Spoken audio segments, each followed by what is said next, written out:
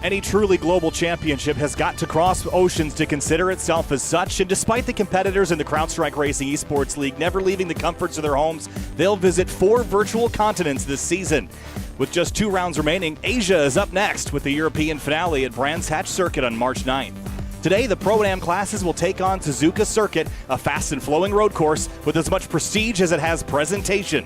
40 minutes stand between us and another checkered flag, and both classes have point standings margins of just under 4 points. Hi, everybody. Kyle Heyer, joined today by Jake Sperry. Jake, welcome aboard to the CrowdStrike Racing Esports League, round 4 of 5, and championship hunts are they're fierce right now with this 4th round of 5 here at Suzuka.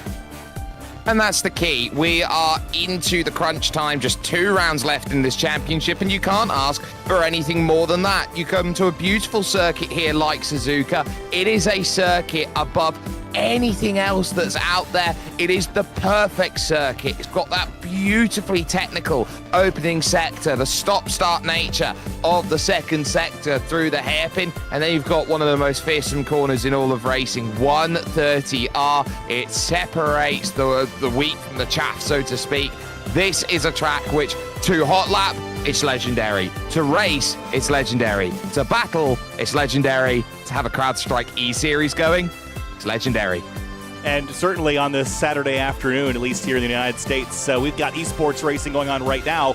But currently, the first round of the Intercontinental GT Challenge for 2024 is underway at Bathurst, Mount Panorama. The 12 hours of Bathurst currently going on, but we're going to take a bit of a break from that to cover the 40-minute race here today. Jake, qualifying's up first. We had a big field, over 30 GT3 cars today amongst 2 different categories. How critical is qualifying at Suzuka when your race is just 40 minutes long? Everything, absolutely everything. Track position is going to be key, not just in the race, but in qualifying as well, because you've got over 30 pieces of machinery out there on circuit trying to navigate around what is a simply sensational circuit. You look around and you ask yourself, well, what do I want? Track position. What don't you have when there's more cars out there than what you'd expect? Track position. So you don't want to stumble across someone else who's on an outlap and is deciding to trundle around one of these very, very long corners, because it could compromise your line, it could compromise your lap, and you'll find that it's a very long 10-minute qualifying session if you can't string it all together. There's a look at the crossover here just prior to the tail end of the lap here at Suzuka Circuit. Here's a look at it from high above.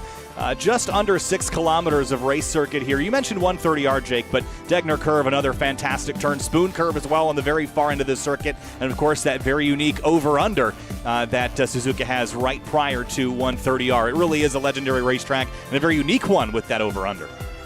Yes, there aren't many figure-8 circuits out there. One of the most famous was Oran Park, but that got turned into housing. So this is the most famous figure-8 circuit out there in the world today. It, simply put, connects every single piece of real estate together and creates one of the most amazing racing experiences out there. And one of the coolest things about it is that you make that approach to 130R, you don't even remember the fact that this is a figure-8. You're just flying through what is an incredible corner heading towards that final chicane. And this is the sort of circuit that makes you think. This is a thinking circuit. Every corner makes you think about the next corner that comes along. Yes, there are great overtaking opportunities up, down, left, right, and sideways, but you have got to be so switched on and so focused. And today in qualifying, I think this is going to be all about who has got enough medium speed cornerage to put themselves in the best possible position, as we focus on Luke Lezema, who is there at this moment in time, currently piloting around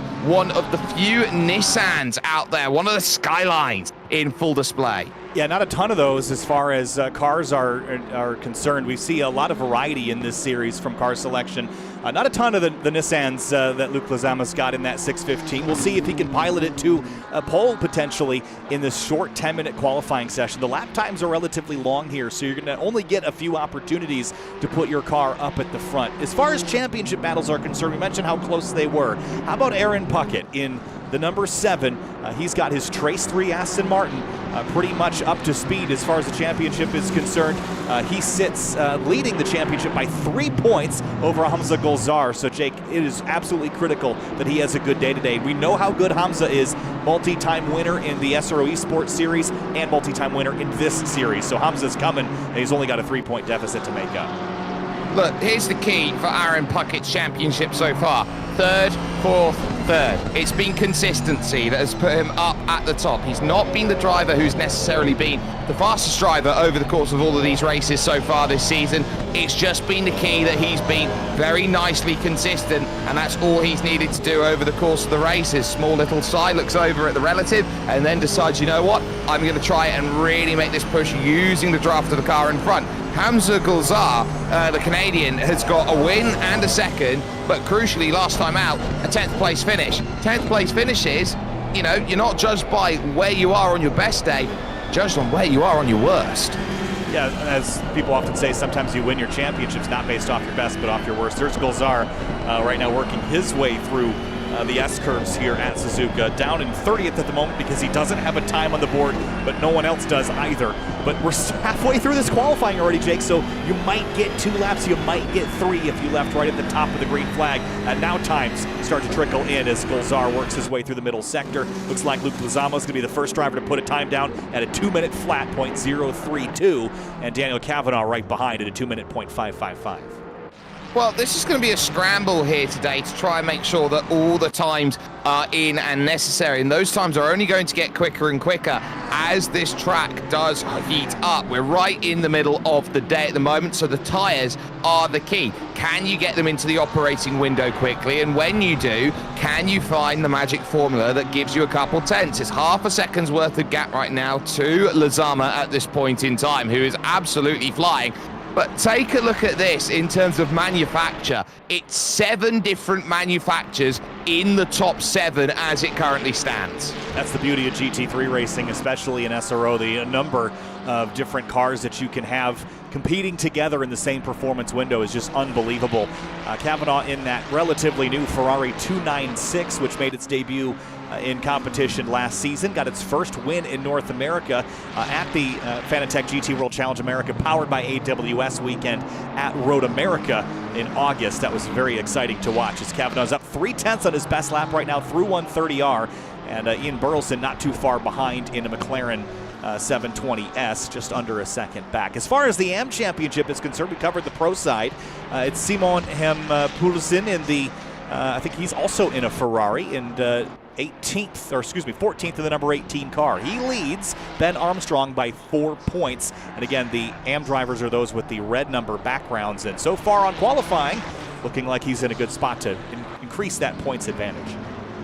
Yeah, and that points advantage, I think, is only going to continue to be in the realms of possibility and gaining that little bit more as you go. The AM Championship is the sort of championship that you look at and go, right, well, can I just find a strong finish here, there, and everywhere? That win, of course, for Pulsen last time out helped him leapfrog up over the top, but it was also thanks to 2 different drivers running into a couple of issues over the course of the racing. Ben Armstrong only able to manage an 8th place finish, and then you got Alexandru Tetan, the Romanian, who finds himself with a first, and a 17th. That's not going to get the job done, that 17th. That was a huge hit taken last time out, and that's why he finds himself 6 points back. So here you can see Simon Pulsen doing well, but then Alexandru Tetan with that McLaren is really trying to open up and gain forward. He's only, in terms of time, 0.6 of a second adrift. Needs a little bit more in terms of that lap time, but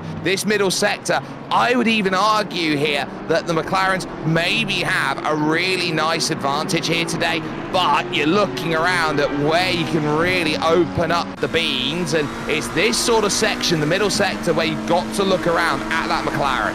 Yeah, it's certainly performing very well here in the midfield with Larson, Edwards, and Terzan in the McLaren 720S. He had previously chosen the Lexus RCF, but made the switch to McLaren and has actually found some better results with this particular car. Although we did see a Lexus come out at Bathurst and perform very well there a couple of rounds ago. So we'll see if Terzan, if this decision works out well for him as an Audi sneaks on by. I think that's Luke Pfeiffer who is making his pass on him, and Luke should be qualified right up at the front, but he has not yet put a time on the board that is representative, and he's only going to get this one and Jake one more after that.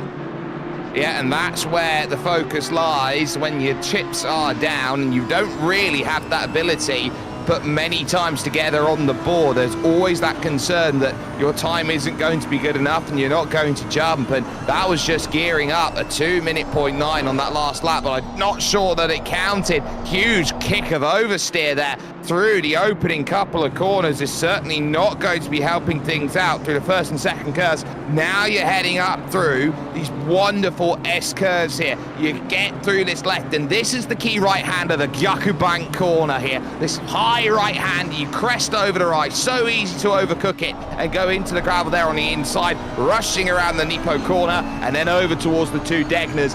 This is where your commitment, and you know the first segment has gone and lied, and this is what he didn't want on his lap. He is being seriously held. Yeah, that was a big hold up there in traffic, but this is going to be the lap that counts for him. He's not going to get another. That was a slow BMW that has not yet put a time down. 30 of the 34 entrants have scored a time, and up at the top, it's still Daniel Kavanaugh who's jumped ahead of Luke Lezama with a 1:59.960 to a 2:02.032 for Lezama, and then Zach Coonan up to third place in the number 114. That's a strong effort there. And how about Bill Clark in the Pink Pig Porsche? That number 92 is up to fifth.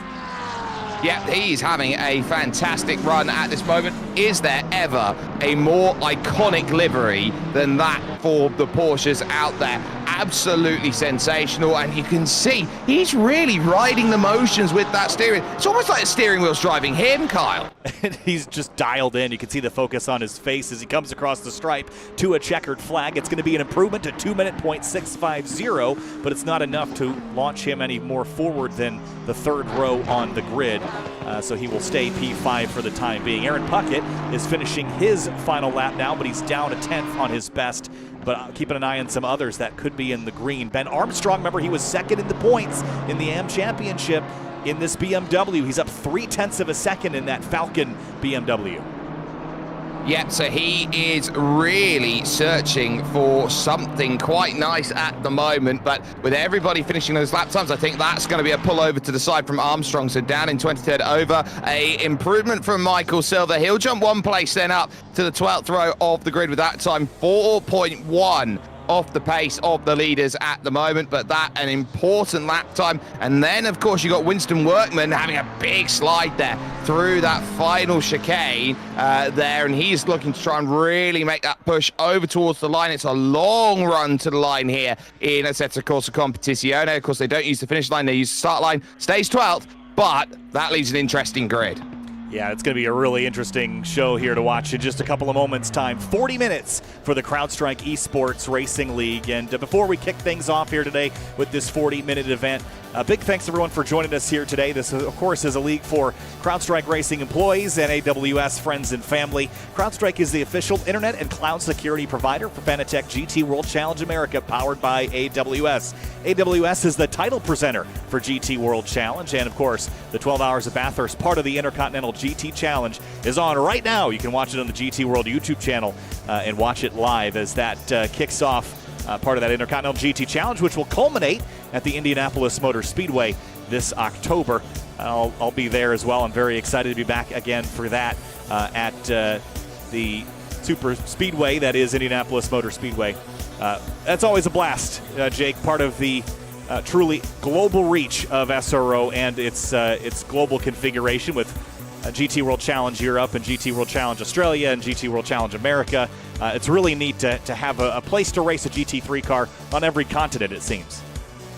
It's the most accessible championship. It's one of the most interesting championships I think you'll find in terms of motorsport and racing. And I think that you've got to connect all the boundaries around the world. And the one thing that is universal is that GT3 racing is currently at its height of popularity. And you see it over and over again, just how incredible this racing is. And when you get right down to it, these formats that come through, these racing series, be it national, be it continental, be it international, I just think it's the most amazing set of racing that you're going to find out there. pound for pound. And we're just over a month away from the first round of 2024 for Fanatec GT World Challenge America, powered by AWS. That will take place at Sonoma Raceway the first weekend in April. I'll also be there for that, so I'm very excited to get back on an airplane and fly to the West Coast, kick things off the right way with sports car racing. Of course, we've also got kind of the hometown event for Fanatec GT World Challenge America. That's going to be at Circuit of the Americas in May, and I'm very excited about that because we're going to introduce the GT1 Sports Club to North American race weekends here this season, and that will be the first weekend that we'll see those great GT1 Sports Club cars on track, in addition to all the other spectacles that Fanatec GT World Challenge America has on tap. So with all that said, we'll head down to the racetrack here and get things underway in just a moment's time. It's very important to get those tires up to temperature, get those Pirellis working right before we turn the field loose for 40 minutes here, just after 1 p.m. local time here at Suzuka. And again, Jake, 30 degrees Celsius, air temp, 40-degree track temp. Yeah, so it is a very, very hot day here in Japan. We don't necessarily see this as, say, a surprise at this moment in time. Often you're going to get these hot conditions. Often you're going to get these different conditions. And this is what you sort of have to understand, is that this Japanese circuit is always going to be slightly different to every other circuit you find out there on the calendar. And that goes down, Kyle, even to property of the surface as well. The Japanese circuits often have their asphalt mixed in with crushed seashells and the like, which makes it a little bit slippery. A different type of asphalt that's compared to, say, your American asphalt, your European asphalt, all of that like. And it does make, in terms of racing, this circuit brings out characteristics in different sorts of drivers. It's just one of the many variables that you have at a track like this, and I think with the championships on the line, it's going to make things very, very intense for those at the top of the order. There's a handful of drivers,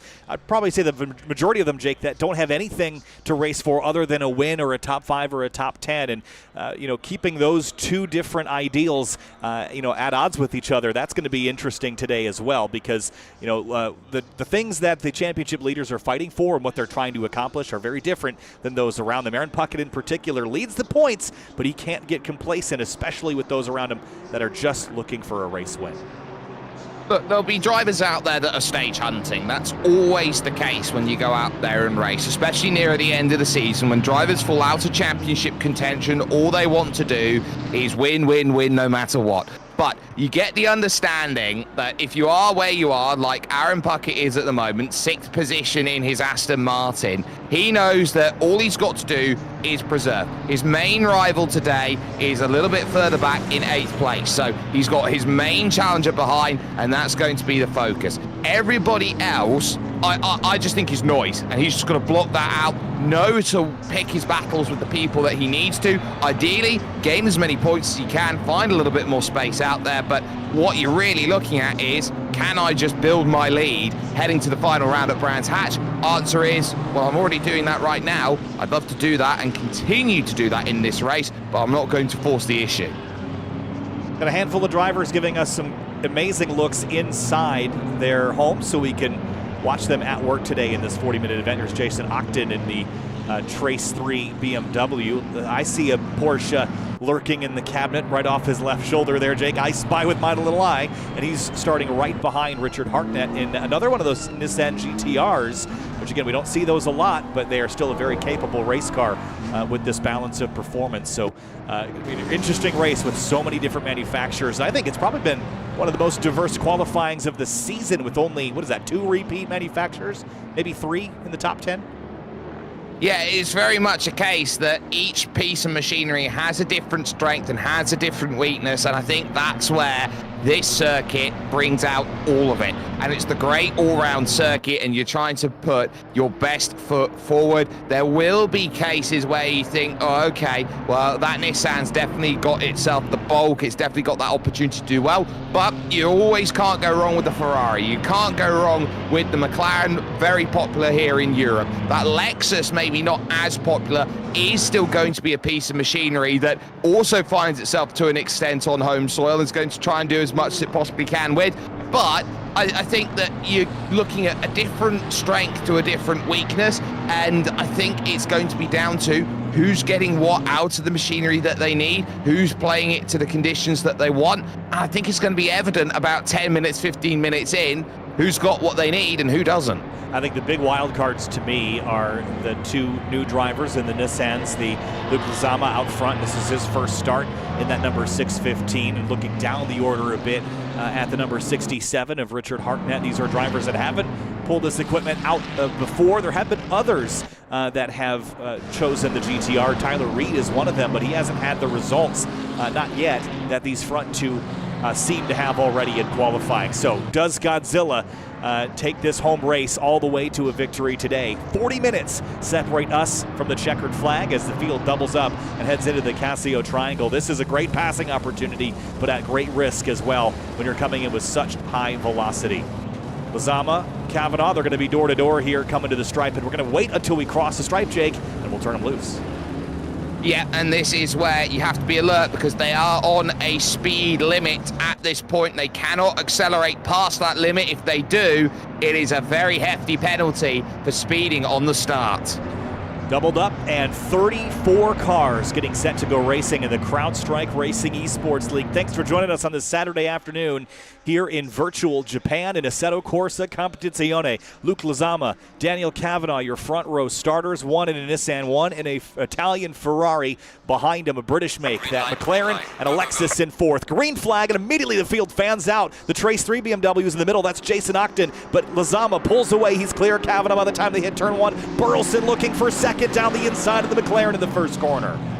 Yeah, and Burleson now really trying to get aggressive here with Kavanaugh, the Irishman, and he's done just about enough to stay in line. Look at Coonan there in fourth, just about holding station against Bill Clark in fifth, and that was all about push. It was a give or take opening section, and as they rush through the opening section right now, through the Gyacabank corner and up through the long left-hander of the Nippo corner, this is where you have to be so switched on the opening lap. Brilliantly done. Pfeiffer making good progress off of the start of this one, but everybody now is getting those times in, and it's an important opening lap of this race. You've got to make sure that you set the tone for how you want 40 minutes to go about. Yeah, fairly clean start. I think there was one car that went a bit wide at the exit of the first corner, but the rest of the field has come out pointed the same direction that they went in. That's great news. A little bit of a stack up behind Hartnett. There's Workman in that McLaren, and Vlad Dola back there as well. He's a threat always in that number 55 BMW. We'll keep an eye on him, but out front, it's going to be Lezama still over Kavanaugh and Burleson with a gap between each of them. Luke Pfeiffer didn't qualify as well as I would have expected in the Audi as he follows Hamza Golzar. Is there contact there? No, just a wiggle. And Golzar, interestingly, in a BMW M6, an older model of the BMW GT3 car, Jake. That's a bit of a surprise, especially in the midst of a championship fight.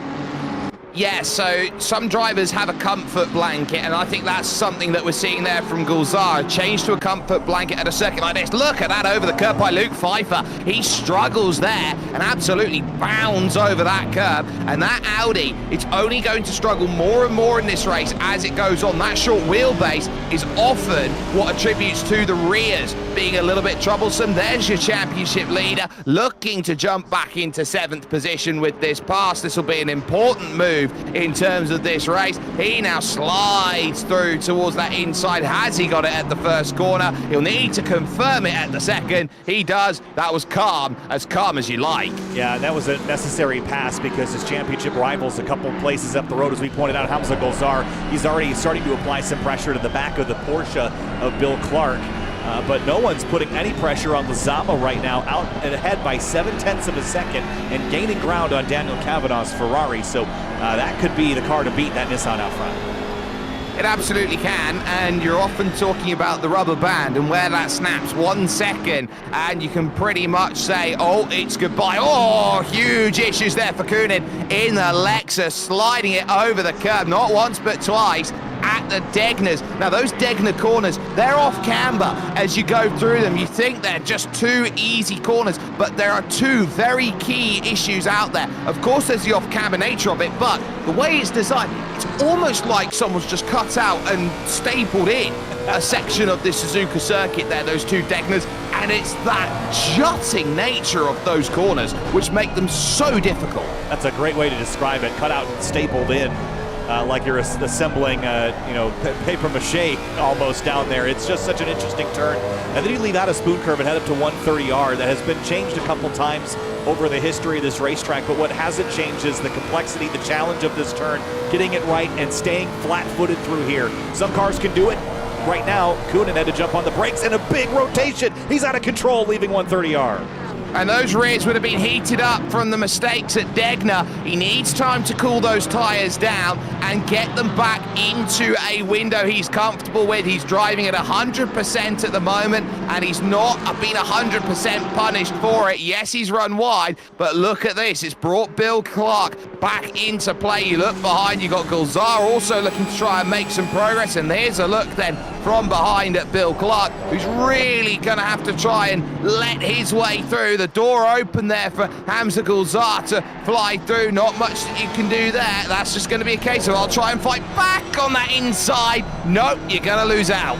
And Hamza Gulzar just slid right by. And there's a look at Hamza as he puts some distance now on Bill Clark's Porsche. He is on a mission, Gulzar is, to take back the championship lead. And the leader is in that blue and black Trace 3 Aston Martin. In the rear view, also on the assault on the Pink Pig Porsche at the moment. This is as fierce a fight as it is mathematically out on the racetrack right now. We're only 5 minutes in. Well, this is where it gets key, because Hamza Gulzar is just trying to put some daylight between himself and Aaron Puckett, who is there in that 7th position. And every place he can put, every car he can put in between himself and the Aston driver at this moment in time, boom, that's a bonus. And that's all he wants. He wants a bonus. He wants to close that championship gap down between now and the end of the season. And he knows he's running out of time. So any place that he can gain, now is the time, because a winter of discontent is nearly all but done. By the time spring comes along, he's got to show that he's grown exactly what he's needed. So with the pro battle well underway, wanted to jump back here a bit deeper in the field and check in on our leader in the AM category. That's Simon Himpulisen in the number 18. I thought he qualified better than this, and there's a spun BMW there. That is Shahid Soharia in the Skechers car. He'll get back rolling. But going back to Pulisen here, I feel like he's dropped back a bit. Is there some damage? Yes, it looks like there's some damage on the nose of the car. So this is well down the order and would relinquish the championship lead to Ben Armstrong, because Ben's about 5 spots up the road. Well, this is the issue that Simon Pulisen has run into at this moment in time. It's so easy to get caught out driving around in this race, and Armstrong right now just decides, you know what? I don't want to risk anything in this race with that BMW. The Ferrari goes through, and Armstrong, just on cue, not risking it, gets a whole boatload of torque, and it's thrown itself into the barrier. So nobody wants this lead, and I tell you what, it won't be either of them who will be leading the championship at this moment in time. It'll be Alexandru Tertan, who's in 3rd position, and right now 3rd in the AM category at this moment, which is being dominated by the Mercs. Yeah, so Tertan, you're right. With where he is in the points and where he is on the track, he's going to be in a great spot to pick up some points and positions. There's Andy Edwards as well in the McLaren, and then it's Winston Workman, all the way up at 11th overall, that is leading in the AM category. And he's actually about to run down the 6th Ferrari just ahead of him. So really interesting to see a bit of a mix-up in the AM class. We could go into Brands Hatch having absolutely no idea who's going to walk away with the championship. Yeah, that's Lucian Carr, who is just in front in the Ferrari, the number 6 machine there, the pro out there at this point in time. And Workman really proving that with that workman-like attitude, he has got a bundle of pace underneath him here today, and he wants to use it as quickly as he possibly can. He's not put a foot wrong. We haven't seen too much of him over the course of this season, but you look back from Lucian Carp at this moment, he's going to be thinking about this going, wait, I'm racing against who? An AM-class driver? He'll be thinking, well, there's a dynamic to that. Maybe I don't give him as much credit as he needs to. Maybe I do. Maybe I give him some more space because he's an AM driver. Maybe I give him less because I wanted to show him his place. There's very much a lot of different dynamics out there. Speaking of which, Pfeiffer looking to really get a run here on Puckett, who finds himself there in that 7th position, and all of them swarming behind Bill Clark. Which way do you want to go? Nowhere really for the Audi to find the pass. This is fantastic racing behind Bill Clark for 6th overall. Pfeiffer on offense, Puckett on defense, and Bill Clark has it all in the rear view. Big slide there by Puckett, leaving the opening corner. And again, he's still trying to run down Golzar, but I'm surprised. Golzar's put some distance on Bill Clark, but it's not as much as I would have thought. So Aaron's still very much in this fight, head-to-head against his championship rival, but he has to dispatch this Porsche ahead of him or face getting passed by Luke Pfeiffer behind him. Yep, so Pfeiffer definitely looking great here in the medium speed corners. That's where he's able to follow and shadow at his absolute best. But the issue he's running into right now is under brakes, because that confidence that is there at the moment from Puckett is simply fantastic in that Aston Martin. He's able to just naturally slide his way through, and it's ever like a flowing river when you get yourself into play. The good news though for Golzar is that he has been tucked up for the last couple of laps behind Kühnen in 4th position, and he is really hoping that he can jump through in his BMW, the older make, and show that the old, sometimes, if it ain't broke, don't fix.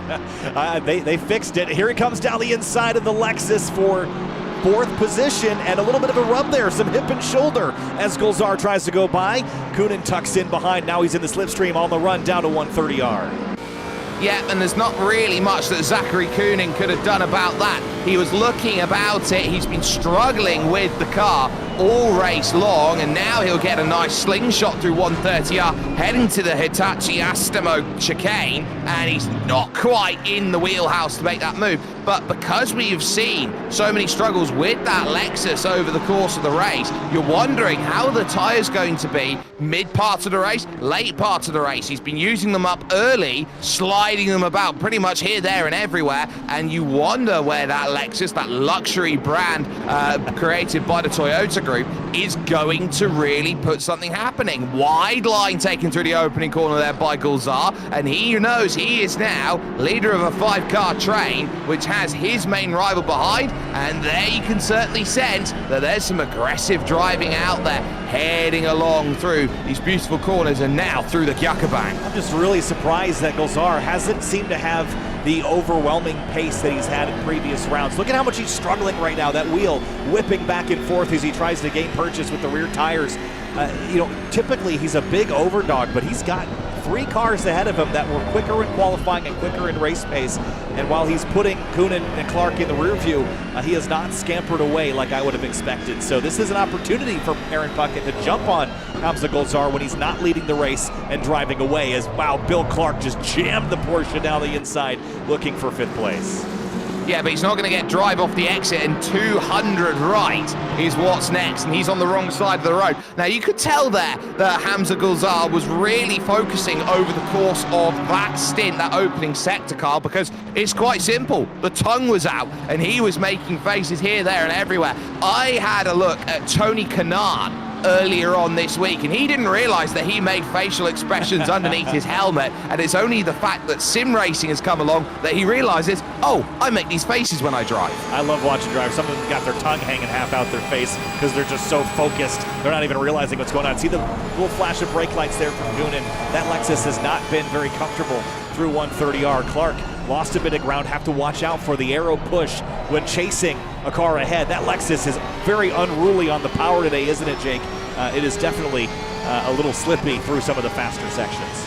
It's like trying to wrestle an octopus, trying to drive that Lexus for Zachary Kühnen. He's got 8 limbs to try and wander about, and he realizes that he's only got 2 that's going to really help him out in this scenario. Little look there by Pfeiffer, trying to find his way through, and that's his maybe 5th or 6th different opportunity to try and find this pass in this middle group at the moment. The front groups have really spread out at this moment at the front of this field, but this is where I think you're really getting that sense of everybody's trying to find a race at this moment, and Aaron Puckett here realizes, I don't have to make that move, I don't have to gain these positions, I'm still in a decently good place in terms of what this race gives, but you'd have to sense that if he's playing the long game, he's going to need something maybe with 10, 12 minutes to go. Yeah, again, the pace is good off of Puckett, but making passes has proven to be pretty difficult here today, as is, I think, customary for Suzuka. It's a great flowing lapping track, but finding good passing opportunities can be a bit tricky. Without a mistake from the driver ahead like Clark there, big understeer and almost lost the spot, but he squared up and got that rear engine Porsche scampering up on the corner exit. So that was great defense there by Clark, and now this group was once together, and that accordion has stretched now as Golzar pulls them along. Yeah, so now with that group stretching, you certainly get that sense that there is still going to be a lot of understanding that it might take a lap, 2 laps to bring that group back together. Luke Lezama, we haven't really spoken about him, but it's the biggest compliment I think he can have here at the front of this field. He is so dominant right now, 3.6 seconds to the good at the last sector split, that you certainly turn around and go, well, yeah, absolutely, there's no camera time on you. You're running away with it. He's just lit the afterburners, and he has just gotten out of town. Daniel Kavanaugh in the Ferrari is a long ways back, over 3.5 seconds back. And if this was any other week, he'd be leading this race by over a second or maybe 3 on Ian Burleson. That would normally be a race win, but newcomers come to town, especially with a hometown car. That Nissan GTR right at home here at the corners at Suzuka. This is going to be some work for Daniel to do anything other than finish second. Burleson runs third in the McLaren, and then the Golzar in well-documented fight back to about 8th place. And of course, Richard Hartnett, we should talk about him, teammates too. Lezama out front. He's got a bit of pressure from Lucien Karp right behind him, and another one of these newcomers that is already performing at a high level. Yeah, and it's that key then to who's got pace. If you can perform at a high level quickly, you've always got that opportunity, and this is where you get an understanding of how different drivers look to go out there and race, rushing about. There's a bit of slide behind there from Lucien Karp, which is only going to bring him into a little bit of struggle through the Degners. But now you get that focus here with Harknett. He is just doing what he needs to do. Put the car middle of the road, follow the apexes. It's the responsibility then of Lucien to try and find that pass, and he's just simply put, not got close enough yet. And he's continuing to defend very nicely here inside the top 10 in the 67. Bit of a bobble there on the curbing, but he's gotten things straightened out now. And while this car is a little bit long in the tooth as far as its age, of course, the balance of performance keeps it in touch. It's a little larger than the new 296 behind it. I've gotten a chance to see these 296s up close, Jake. They come apart like a Lego set. It's unbelievable how modular that Ferrari is. The entire front end assembly essentially is 4 bolts. It's a far cry from where the GT3 platform started a handful of years ago, but it really is an exceptional piece of machinery up close. Ferrari's done just an amazing job putting this race car together. It's already found success in international racing, and Lucien Karp's got a pretty good tool in his hands right now.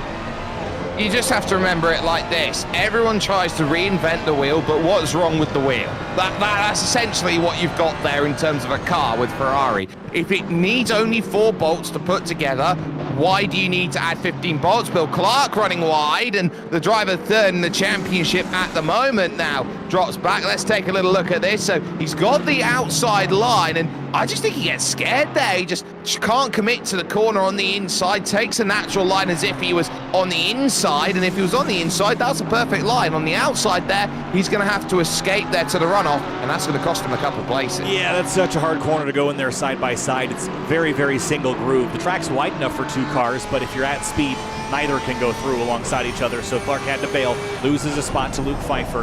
That's going to clear the road for Aaron Puckett just a bit now, as Puckett's next target is Zach Coonan. The next one beyond that is Hamza Golzar. So if Aaron could get past Coonan in that Lexus, then the championship fight is very much up for grabs. Clark dives up the inside and tags Pfeiffer. That's a bit ambitious there, and there's the redress, so no need to see that move come through. That was brave, braver than brave, and that bit of contact there, they called it Kobayashi Corner thanks to Kamui Kobayashi's heroics about a decade, 12 years ago. But you certainly sense there that with Bill Clark and what he's trying to do right now, he's trying to use the advantage of the Porsche that he's got. He's confident in that corner. He'll send it up the inside if there is even a sniff of a move coming through. That one wasn't on. The door was firmly slammed shut on him, and he's just got to be a little bit more alert about how much room he can give. A bit deeper in the field, heading up to the same corner now. It's Bill Strobel, 17th in the pro category. Behind him is Alexander Turzan in the 88. That's the lead, or sorry, the second place AM car. He's going to go by, actually. Strobel leaving him plenty of space to do so. And then Andy Edwards, third in AM. What all these cars have in common with the AM class leader, they're all McLaren 720Ss. That seems to be the popular horse of choice, other than the Prensing horse, which runs fourth, fifth, and sixth in the AM category. That's a Ferrari. That is a Ferrari, and that Ferrari behind, of course, of Jensen. You got Silva in there, and of course you got Poulsen too. So Mike Jensen is trying to make some work, and look at the recovery work that Simon Hem Poulsen has been doing. He's been able to claw himself back to 22nd position, and he's got his eyes firmly set on Silva here for that 21st place. And what you know about a driver, it's not about how they get knocked, it's how they come back and fight with it. And Simon Hem Poulsen has been doing pretty much everything he possibly can to try and chase this down. He doesn't want to be the caboose of these three Ferraris. He wants to be up at the front of them, knowing that he's got 11 seconds next to chase in terms of his run. That will be a perfect challenge for him and his second half of the race. And the front splitter assembly and the air dam, and all that is damaged on both of these cars. They've had impacts earlier in the race. And it could be affecting their pace, but the car is at least driving straight, which is about all you can ask for at this stage with the way that their days have started. But recovering is very important as well, and he's doing a good job there. Out front, though, it's still Luke Lezama as we approach the halfway point of this race. 20 minutes down, 20 minutes to go. It's a 5-second lead that Lezama's got. Then it's Gilzar, championship runner-up coming into the night. Fourth. Then Aaron Puckett, the championship leader, in sixth. And then looking down into the M category, Workman, Terzan, and Edwards, the leaders in the M category, with a handful of pros in the meat of the sandwich there. But this has been an exciting race so far, and there's lots left to go. There absolutely is, and I think we've been certainly sensing that opportunity has been available to those who want to take it, and it's been that's been the key. Now, I have just noticed over that last sector, Lucien Karp has dropped 2 places. He's now back into 12th place, and he's dropped about 10 seconds, which would indicate he's gone off the road somewhere. Bill Clark's there. There is Lucien Karp, and yes, he's not really done the most ideal thing. You can see he's already behind those drivers at this point in time. So the issue that he's run into very clearly is that it was probably somewhere down around 200 right there, Kyle, where the issues have dropped in, maybe even the hairpin. So that's just an indication of just how far back he has been able to fall at this moment in time. And you look at someone like Lucien here as he looked to recover back through. Is there any real warning signs out there on that Ferrari? Nothing really ideal, which would indicate it's just a spin rather than a clobbering of the tires. Yeah, I don't see any damage on that car, so he got away with it, but he did drop to 12th, as you mentioned. And here's a very familiar looking car. It's missing a couple decals that would make it really the real thing, but this is Jack Collins with the Falcon Complete APJ Mercedes AMG, looking very, very similar to the CrowdStrike Racing by Riley Mercedes AMG that will be running in the Fanatec GT World Challenge America, powered by AWS once again, with George Kurtz and Colin Brown behind the wheel. We could expect to see George also competing in GT America, powered by AWS, which is the single driver sprint racing gentlemen's series, which are 40-minute races of a single driver variety with both SRO3 and GT4. And when I mean SRO3, I mean GT3 with the older homologations allowed. So even as recently as last year, Jake, we've seen Bentley Continentals, we've seen the Ferrari 458, we've seen the Audi R8 LMS Ultras. It's a really neat series because you can see some of those older cars that are no longer allowed in normal competition. And that's the key, and I think that's what makes it so cool, is that you often find that the machinery that goes out of homologation, you ask the one question: where can I race it? And that's the issue that you run into. You end up with these categories and these cars that effectively go scrap heap, and that's what I think is the biggest shame out there in terms of racing. You get a category like SRO3 that comes in, you're allowed the older homologation still, you get that opportunity to still race that machinery, and it fills that perfect bridge gap, I would say, Kyle, between having a car that's oh, it's just fallen out of homologation, to, well, okay, in about 5 to 10 years' time, we can start considering it for Vintage Series and Classic Series. Yeah, and honestly, I didn't get a huge chance to get up close and personal with the 458 at COTA last year, and that driver switched to a different chassis for the rest of the season after that, but I just missed that car, the naturally aspirated Ferraris. As much as I love the 296's twin-turbo V6 and the V8 of the 488, that 458 was a sound to behold, rocketing around Circuit of the Americas. So it is really neat to see some of those older cars. But of course, the Mercedes-AMG is kind of the dominant chassis of choice. It seems to be a very popular car because of its stability and its speed, and the balance of those two things makes it very approachable in the variety of series, not only SR03, GT3, but also in GT4 with Pirelli GT4 America. See a lot of the GT4 variant of that AMG vehicle. They absolutely do. There is Luke Lezama out there in front. Oh. That gap, though, hasn't... Clark Ooh. is on pit lane. I wonder what that... Was that for a penalty? I didn't see what that was for, but he has come down pit road and he's back on the track, but in 20th place, Jake. Yeah, that's a huge hit for him, and that will pretty much end his championship season if he ends up here. So 28th position. Oh, that's a spinner there just behind there, and I believe that would have been Williamson going around at that stage. And we've also got another car off the road. I believe that's Julius Tan that's just gone through there, so that might be some lap traffic getting out of the way. It's all starting to kick off there. I didn't quite catch what happened either. It was almost like a blink and you miss it. I cut the chicane and I've got a penalty sort of issue. Yeah, I'm not exactly sure, but he's going to drop down to 28th when it's all said and done. That's not the right direction to go, unfortunately. And running the tires off the left there through the Degner curves, that's not what he was looking for this afternoon, unfortunately. The final 15 minutes of this race, things are heating up a bit behind Aaron Puckett because he's gone by Zach Coonan. Coonan sliding around with that Lexus, still unruly, as Pfeiffer brings the Audi up and points the crosshairs firmly at the rear tailpipes of that Lexus RCF.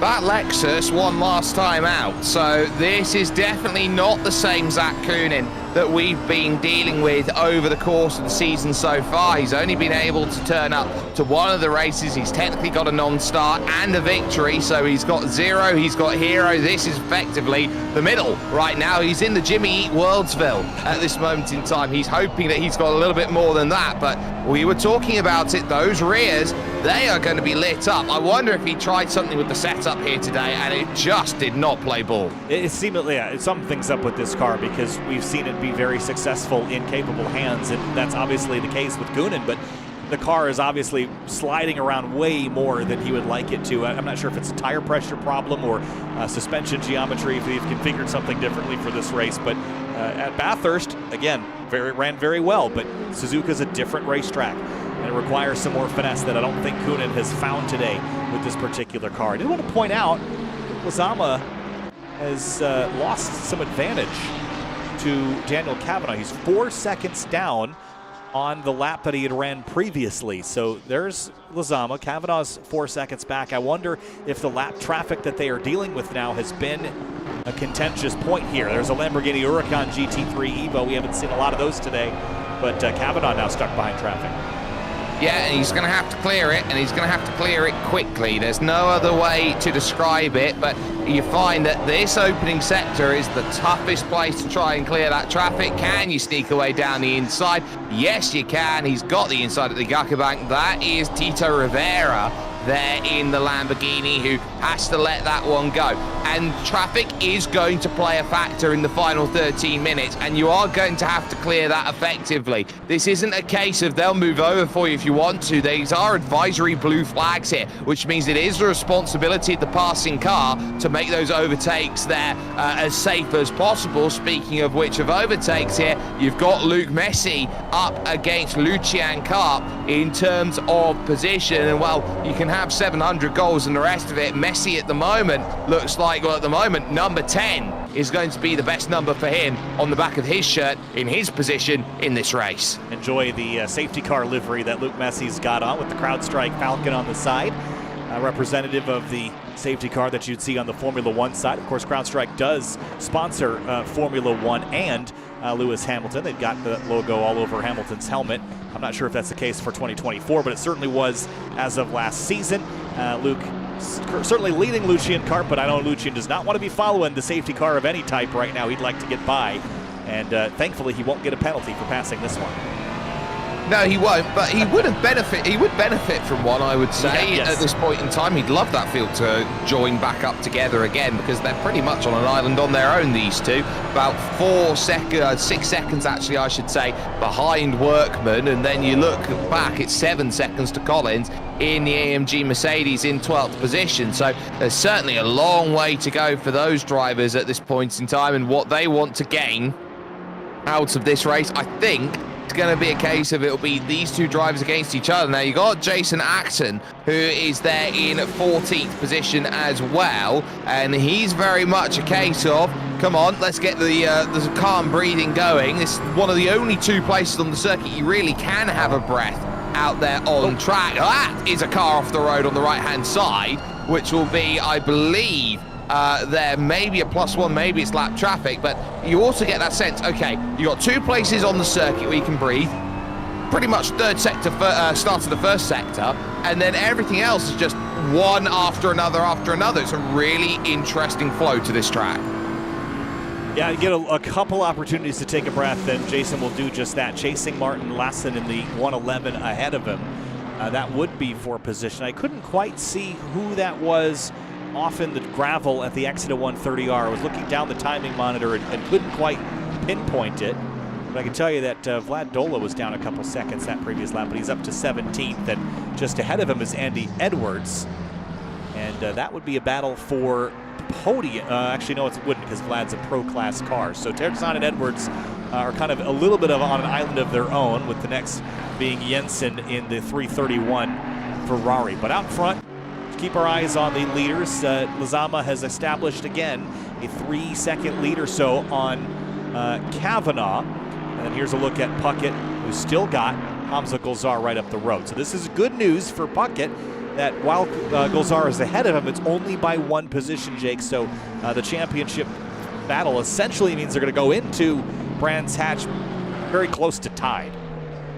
It's as close can be, and this is what Aaron Puckett's been able to do. Damage limitation here. Hamza Golzar is the quicker driver here today, but at this point in time, what does that matter? It's just 1 position. It's all you can possibly do. I can't beat the driver in front of me or behind me in the championship, but I can get as close as possible as I possibly can and make sure that this is still going to be the sort of race out there where you are going to have to work when Brands Hatch turns up on the horizon, and that, I think, is the important key to take away. Hamza's thrown everything he's got at it with a circuit that maybe isn't quite his bread and butter, but this has just been about getting a good, strong result out of it, and he's doing exactly that.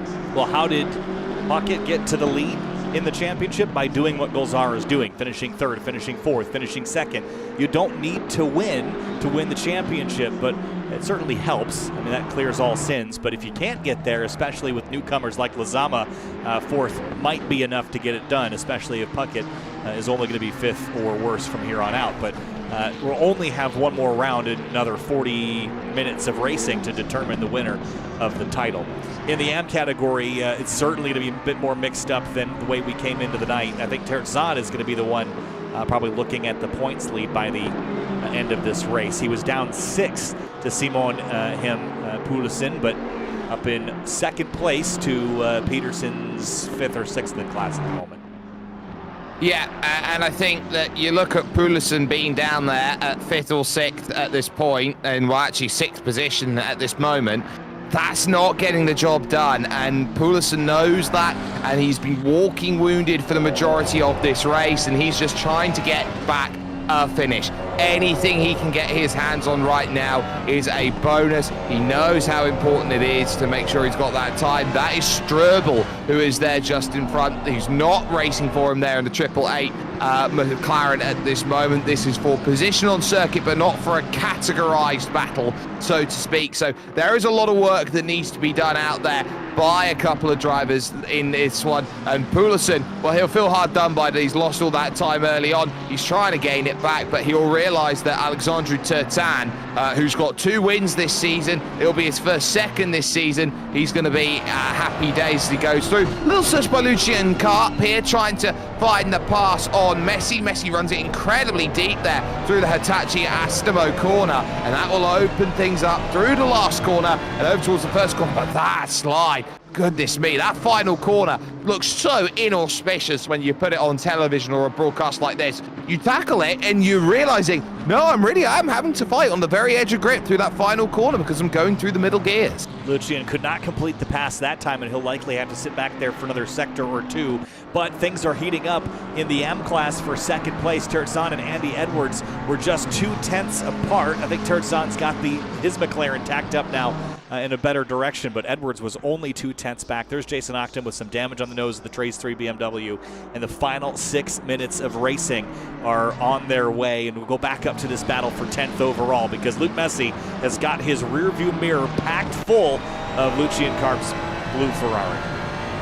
Yeah, it's very much got those golf-inspired colours on them at this moment. On the brakes then, through the next rights of the Degners, underneath 130R and the bridge, and now it's the climb up here towards the hairpin. On the brakes you go, always searching for opportunity, and if you can get yourself a chance of a slingshot out of this section, the run to Spoon is pretty much as free as it gets. 200 degrees on this right-hand turn, and the key here is spotting your braking zone. You're always looking for markables on the right-hand side. You often use that small escape road as a way to use as a braking marker there. That gives you the opportunity to slow it down. Double apex off camber through Spoon. Always easy to push a little bit too hard off of the exit. Down through the dip and back up again on the west side of the circuit, heading back towards east. And this is where you open up and say, wow, this is what racing feels like. 130R. There are some corners that just feel really good, and 130R is one of them. When you get it right, Luke Messi's going to get the triangle here a little bit wrong, and Lucien closes in, but nowhere to go. It's very tight back there, but when you let the downforce settle in, you tip the car in, you've got the balance right, you've got the tires up to temp, 130R, you just feel like a race car driver through there, don't you, Jake? It's so much fun. It feels just like nailing Eau Rouge or getting the downhill right at Bathurst, Mount Panorama. It's just one of those great corners in international motorsport. I'd throw the bus stop at Watkins Glen in there. It's just the kink at Road America, all of those corners. You get it right, it just, you feel like you're satisfied. You just wish you were ahead of the guy that's ahead of you. Absolutely, it just feels like a dream when you hook everything up together and it's all there. And speaking of drivers who think they've got it all there, keep an eye on Cavana, who's in second position. That gap is clawing back. It's now 1.6 seconds, and suddenly Daniel Cavana has got himself in an absolute chance of putting Lezama at risk, at notice. When you have a lead that has been large for long, it can so easily claw down. Now 1.5. I think Lezama realizes all of a sudden in the final 3 minutes, 45 seconds, he's got a race on his hands. It will be 2 laps to go this time, and the reason he's lost so much ground is traffic, Jake, but you have to manage the traffic well. There's a few more cars he's going to have to pass in these next 10 kilometers or so, and you just can't afford to slow up. You have to be careful and cautious, but you have to go. If you spend too much time picking and choosing your battles, that's going to allow Kavanaugh to close in, especially because once you're a lap down, you're not going to fight nearly as hard with the second place cars who fought the first. So that 94 Ferrari has an opportunity. You see that Nissan getting larger in the windshield, and the opportunity is there. Yeah, and that Nissan, I think, is rolling a little bit more, and of course it's got that higher profile in terms of what it's got, and that means it's dealing with a little bit more lean, Kyle, with just the center of gravity pitch, trying to really struggle up there through the Nippo corner, and that's really going to be another pick that he tries to find a way through. Just about does enough. Cavana's going to catch this off the exit of the Degners, and in fact, he's going to see that 808 go around. He'll take a tap, and that will pretty much decide that. He's going to find out that not much you can do there when the traffic spins. He was caught in no man's land and realized, oh, I need to do something about that, and there was nothing left to do. Yeah, that's he gained some ground. The traffic giveth and the traffic taketh away, Jake, and that was a great example of that. Here's Luke Pfeiffer on Aaron Puckett for 5th. This is not a position that Puckett would like to give up. He's got traffic, and here comes Pfeiffer to the inside. That's a gift, but now watch the drive here from Puckett. He's now going to muscle his way back through on that inside. Aston Martin versus Audi on the run to Spoon, and Puckett's going to get boxed. Oh, what driving by Pfeiffer, and there's the contact back. Just like that, this is them getting the elbows out. You might as well call them touring cars the way they're driving them. Yeah, Aaron knows how important this is, that he needs to hold this spot here. This could be the critical point that he wins or loses the championship by, so he's got to get the elbows out, has to make the hips wide. You see him take a deep breath. He's got to hold off for another lap with Luke Pfeiffer charging from behind. Hamza Golzar's championship rival is up the road just one spot. He needs to hang on to this as the white flag is out for Lezama. Well, this all depends on, does he want to lead the championship heading into Brands Hatch or not? I'd say yes, you absolutely need the points. Every point is a boon and a bonus, and he knows how important it is, because Pfeiffer will still have an outside shot of the championship if he can make this pass, and you'd feel that it would make his life a little bit easier if he can make this overtake. He has been staring in his Audi at the back of that Aston Martin all day long, and he wants one thing and one thing only: the move that gets him up into position number 5. It would be vindication for what has been a great day, being bottled up by machinery that's just been that little bit too quick. And no challenge up at the front. Lezama leads Kavanaugh by 3.7 seconds with about a half a lap left to go. 30 seconds on the timer here as the clock ticks to 0. Pfeiffer trying to run down Puckett for 5th. Other battles throughout the racetrack. Terzan and Edwards looked very, very close for a moment. Yes, they are. They still have about 5 or 6 kilometers left of racing to go. This podium still very much in the balance. Simon Pulisen has made a pass on Tyler Reed a little while ago. He's up to 19th overall, so lots of positions still hanging in the balance on this last lap. An extra +1 is certainly working in the favor of Pulisen in the amateur or the GT Am category at this moment, but there aren't really any responses to Luke Lezama. Yes, he's dropped a little bit of time, has the Trinidad and Tobago driver, but through 130R, it's quite simple. If you lead every single lap of this race, there is a 99% chance that you are going to win the race by the end of the checkered flag. Luke Lezama comes from out of nowhere in Godzilla, takes the Nissan GTR back to victory lane in CrowdStrike Racing Esports League competition. Lezama wins at Suzuka circuit and dominates the race in Japan. Daniel Kavanaugh comes home in 2nd place, and Ian Burleson in 3rd. A quiet day in that McLaren, but a good day nonetheless. Hamza Golzar 4th. See the headlights flashing. That is a celebratory day. He will eat into Puckett's championship lead, and Puckett just behind. Can't be disappointed in it, but Jake, it's not the top step. It's not the top step, but mind you, he hasn't found the top step all season long, but it keeps him in progress and it keeps him in the mix, and you can't really say too much more about that. Lucian Karp is going to sneak a top 10. What a drive as well by Workman. He's going to get himself in category a victory and 9th place overall. Absolutely sensational drive by the McLaren driver, but Karp doing enough then to secure that final spot in the top 10. And what about Alexandru Tertan, who is going to bring that gap down? I'm not sure how close it's going to be when they all cross the line, but I tell you what, Simon Pulisen, that is a recovery drive, beyond recovery drives, getting that 5th place. Yeah, that will be definitely some damage control as Winston Workman wins in the M category. Terzan is going to grab 2nd. Andy Edwards will stick his number 21 McLaren on podium. Mike Jensen in 4th in class. And then, of course, Simon Pulisen is going to grab a 5th place. Could have been worse, Jake, but again, just like we saw with Aaron Puckett, could have been worse, could have been better. He will probably lose the points lead, but he'll still be very much in the fight at Brands Hatch in a couple weeks' time. He's given himself a shot with the way he's driven. I know a lot of drivers out there who would pretty much give up at that point and say, you know, there's nothing left for me in this race. I'll just go on to the next one. No, he didn't give up that one at all. He really had to fight there. It's Rasmus Larsen then coming across the line as well. This is something where Simon Himpulsen is going to be so excited about. He'll be so happy about it. He's still giving himself a chance heading to Brands Hatch. And I tell you what, you couldn't have asked for something more different in terms of a circuit. It is so tough to pass at Brands. Brands Hatch, I love it. It's such a great racetrack, but it is also going to host our final round of the CrowdStrike Esports Racing League here. Wanted to take a quick look here at the race results before we sign off here for the evening. Luke Lezama at the top of the board there.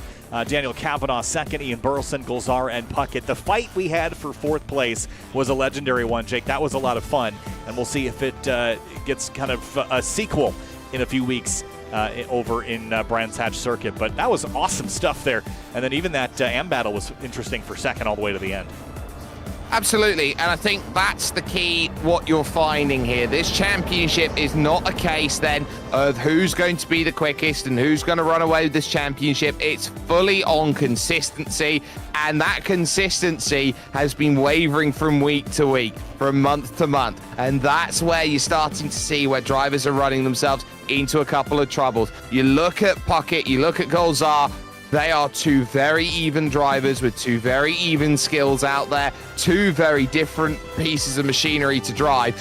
And you look again at Tertan. Tertan's just trying to recover from one bad round. He's been the driver who's been up there knocking on the doors saying, I am the am that everyone has to measure up against. Pulesen has been very much saying, don't forget about me. I'm still very much in the picture. Watch out, because Brands Hatch is going to be a spectacle. And I tell you what, probably going to look nothing like this table by the time 40 minutes worth of racing has concluded there in Forkham in Kent. I think that's fair enough to say. How about those Nissan GTRs as well, Lezama and Harknet? Big surprises to show up with those cars and do the race that they did. We'll see if the same can be said at Brands Hatch in a couple weeks' time. March 9th is the final round of the CrowdStrike Esports Racing League. We will see everybody there. Big thanks again to CrowdStrike, to SRO, and to AWS. Enjoy the rest of the 12 Hours of Bathurst happening right now as part of the Intercontinental GT Challenge. And we will be back here before we're back in the real world for Fanatec GT World Challenge America, powered by AWS, which kicks off first weekend in April at Sonoma Raceway in Sonoma, California. Thanks all, and enjoy the rest of your Saturday. Kyle Heyer with Jake Sperry. We'll see you next time.